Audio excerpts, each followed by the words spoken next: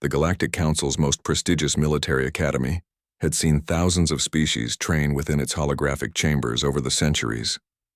Zephyrians with their crystalline intellect, Vortakians with their natural tactical prowess, even the militant Korath who lived for combat, all had participated in the Great Simulation, the Academy's ultimate test of strategic warfare.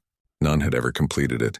Commander Veltar of the Hegemony Fleet adjusted his sensory appendages as he observed the latest candidate through the observation deck's reinforced quantum glass.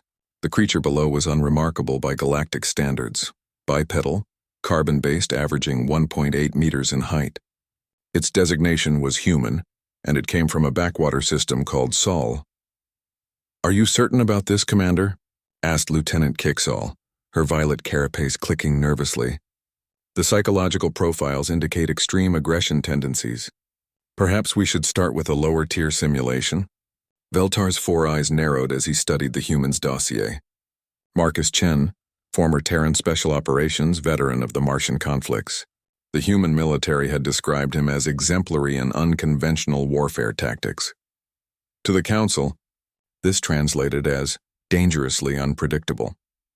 "The Great Simulation has stood for 300 cycles," Veltar replied, his voice resonating through his throat sacs. "It was designed to test the absolute limits of military strategy. If this species wishes to join our ranks, they must prove themselves against the same challenges as every other member race." The simulation chamber below hummed to life, holographic terrain materializing around the human.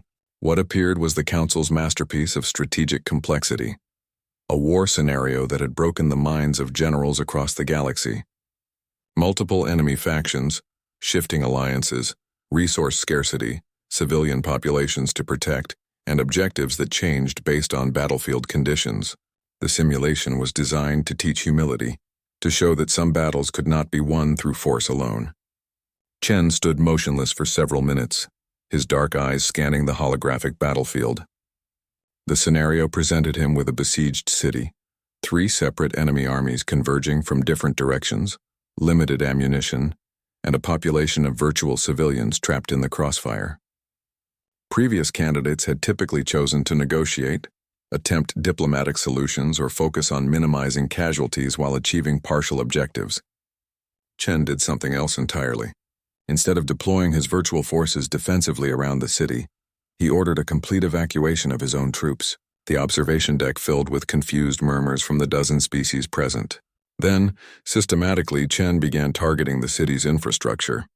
Not the military targets, the dams, the power grids, the communication networks.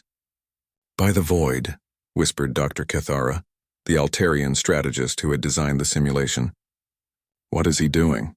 Within the simulation, the 3 enemy armies found themselves cut off from their supply lines as Chen's forces destroyed bridges and mountain passes behind them. The flooding from the collapsed dams turned the approach routes into impassable torrents. Without power, their advanced weapon systems failed. Without communications, coordination between the 3 armies crumbled. But Chen wasn't finished. The human had noticed something that centuries of galactic strategists had missed. The simulation's programming included realistic environmental physics. As the displaced populations from the flooded areas moved to higher ground, they carried with them a virtual plague that the game's designers had included as a minor complication. Chen weaponized it. Instead of treating the plague as an obstacle to overcome, he systematically spread it through captured enemy supplies, ensuring that all 3 armies became infected simultaneously. The virtual disease spread through their ranks with devastating efficiency. "This violates 17 different accords of civilized warfare," Kixall protested, her translator barely keeping up with her rapid speech. Veltar said nothing, transfixed by the tactical display. The human was treating their most sophisticated strategic challenge not as a test of military honor, but as an actual war. Where other species saw rules to follow, the human saw only obstacles to overcome. Chen's final move was the most brutal.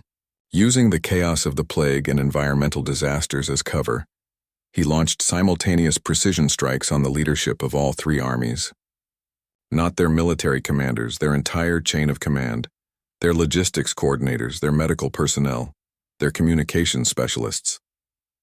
He targeted the very concept of organized resistance. The simulation ran for another 6 hours of accelerated time, but the outcome was inevitable. Without leadership, supply lines, or coordination, the three armies collapsed into chaotic bands of survivors who quickly turned on each other for resources. The humans' own forces, positioned safely outside the disaster zone, simply waited. When the last virtual enemy combatant fell, not to Chen's weapons but to starvation and disease, the simulation chamber fell silent. The scoreboard displayed a result that had never appeared before. Total victory, 100% strategic objectives achieved. Dr. Kethara's tentacles writhed in distress. This wasn't supposed to be possible. The simulation was designed to have no perfect solutions. There were supposed to be moral compromises, acceptable losses. He found a solution, Veltar interrupted quietly. He found the only solution. Chen emerged from the simulation chamber, sweat beading on his forehead but his expression calm. He looked up at the observation deck and spoke in heavily accented galactic standard. "When do I start officer training?" The observation deck erupted in arguments across a dozen languages. Some species called for Chen's immediate expulsion.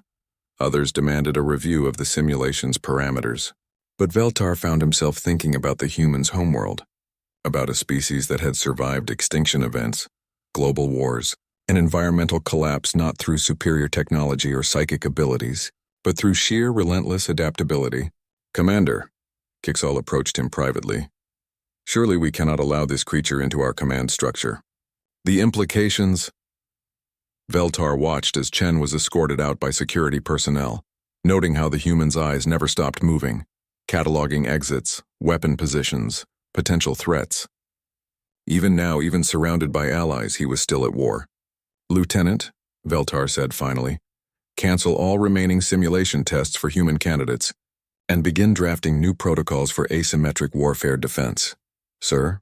"Because if we're going to have humans as allies," Veltar's voice carried a note of something between admiration and terror, "we need to make sure we never end up as their enemies."